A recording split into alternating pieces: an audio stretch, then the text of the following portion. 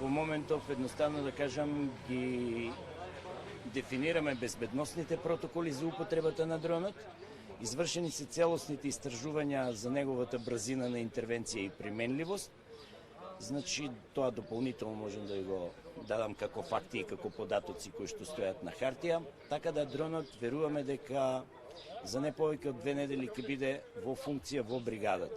Спецификите на дронот се уникатни, сепак е релативно нова технологија и посебно ми е драго што македонски тим прв во историјата на Европа и на Америка успеа да го направи овој тип на дрон.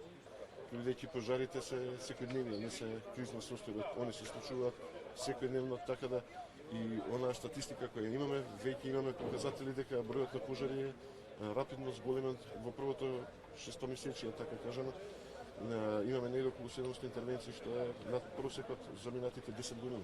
Кога би почнале новите пожари? Се надевам дека со преквалификацијата негде околу недела дена би се вклучили во процесот на гасење на пожари на отворен простор, додека вклучување во процесот на гасење на пожари и спасување од сообраќајни незгоди би се случило негде при крај на август.